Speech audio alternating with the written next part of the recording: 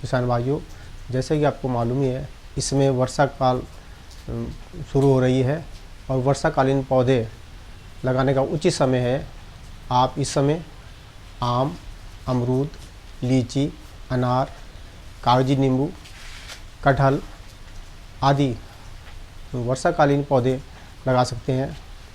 किसान भाइयों, जैसा कि आपने पौधे लगाने हेतु तैयारी कर रखी होगी, या जो किसान भाई किसी कारणवश अपने उद्यान लगाने हेतु तैयारी न कर पाए, वो किसान भाई भी वर्षा कम होने के समय खड्डे खोद सकते हैं।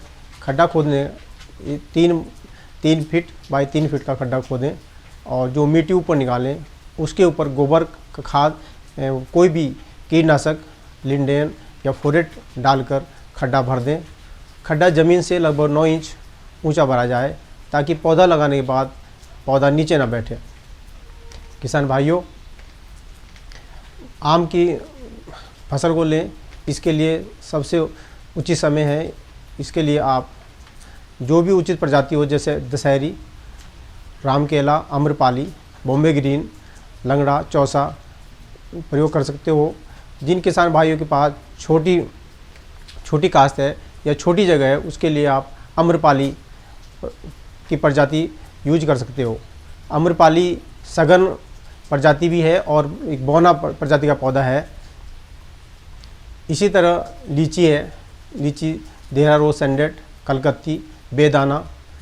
हमारे देहरादून क्षेत्र में देहरा रोज सैंडेड प्रजाति की लीची बहुत ही अच्छी उत्पादन देती है और इसका बाजारू मूल्य भी बहुत अच्छा होता है। किसान भाइयों, पर्वतीय क्षेत्र के लिए आम हमारे घाटी क्षेत्रों में बहुत ही अच्छा उत्पादन देता है तथा यह बाज़ार में हमारे प्लेन क्षेत्र से पर्वतीय क्षेत्र का जो आम आता है वो लेट आता है, जो कि हमारे बाज़ार में उसकी कीमत वो पहले से ज़्यादा मिलती है। किसान भाइयों, यदि आप वर्षा काल में आम लगा रहे हैं या लगाना चाहते हैं, तो आप किसी भी सरकारी नर्सरी या किसी भी रजिस्टर्ड पौधालय से ही आम के पौधे लें और पौधा लेते समय ध्यान रहे कि आम का पौधा 1 फीट से 1.5 फीट ऊंचाई कम से लगभग हो। और जब आप लें तो पिंडी आपकी जो उसके साथ मिट्टी लगी होती है वो भी सही हो और पिंडी टूटी हुई ना हो, ताकि पौधा हमारा सूखे ना। जब आप आम का पौधा लेकर अपने बगीचे में लगाने हेतु गए, तो आप इस चीज़ का ध्यान रखें कि जब जूट खोलें तो जूट से मिट्टी एक तरफ ना हो और मिट्टी सहित पौधे को खड्डे में रखें और खड्डे को धीरे से दबाएं।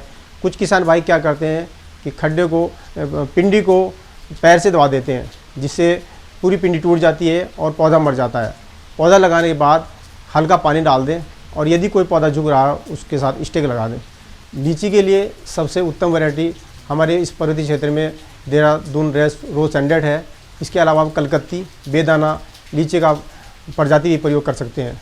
देहरादून रोज सैंडेड बहुत ही अच्छी प्रजाति है जो कि देहरादून क्षेत्र में सबसे अच्छी उत्पादन देती है। लीची का जब आपने पौधा लगा दिया, उसके बाद इसकी देख रेख के लिए ये है कि वर्षा काल में ऐसा ना हो कि आपके थावल में पानी भर जाए जिससे पौधा गल जाए या पौधा मर जाए। ध्यान रहे कि पौधा लगाने के 10 दिन के बाद पौधे के पास मिट्टी कर दें ताकि पौधे के पास पानी ना मरे। इसी तरह जैसे आपने पौधा लगा दिया और सितंबर के महीने में हल्की गुड़ाई कर दी, उसके बाद अक्टूबर नवंबर में जाड़ा और पाले की वजह से पौधा मरने की संभावना ज़्यादा रहती है। पौधे के पास आप किसी घास फूस से उसको ढक दें ताकि पाले की वजह से आपकी पौधा नष्ट ना हो। ये भी ध्यान रहे कि सितंबर के माह में पौधे पर नई मौल आती है, जो उस समय किसी तरह का कटवर्म कीड़ा लगा हो या पत्ती कट कीड़ा कोई लगा हो तो उसमें मैलाथियान 2% मात्रा में छिड़काव अवश्य कर दें, जिससे कि हमारा पौधा बच जाए। किसान भाइयों, आम और लीची के बाद हम बात कर रहे हैं अनार की। अनार हमारा एक ऐसा पौधा है जिसको कि हम दोनों मौसम में लगा सकते हैं, वर्षा काल में भी और शीतकाल में भी। वर्षा काल में हम जुट्टी वाला पौधा लगाते हैं जिसमें कि आपकी गच्छी या पिंडी होती है, और शीतकाल में आप झड़वा पौधा लगा सकते हैं। अनार में सबसे अच्छी प्रजाति भगवा सिंदूरी है। ये 2 साल बाद फल देना शुरू कर देती है।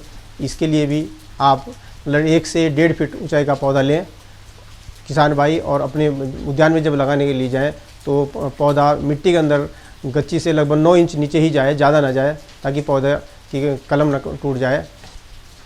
इसी तरह जब पौधा लगा दिया आप उसमें हल्का पानी डाल दें, और ऊपर से यदि पानी पौधे के पास मरता हो तो पौधा मरने की संभावना ज़्यादा रहती है। इसलिए ये आवश्यक है कि आप खुरपी या फड़वे से पेड़ के पास हल्की हल्की मिट्टी कर दें, ताकि पानी नीचे डल जाए और पौधे के पास पानी न रुके। हल्की पौधा यदि गिर रहा हो या पत्ती की वजह से उस पर जोर पड़ रहा हो तो पौधे के पास स्टेक अवश्य लगा दें।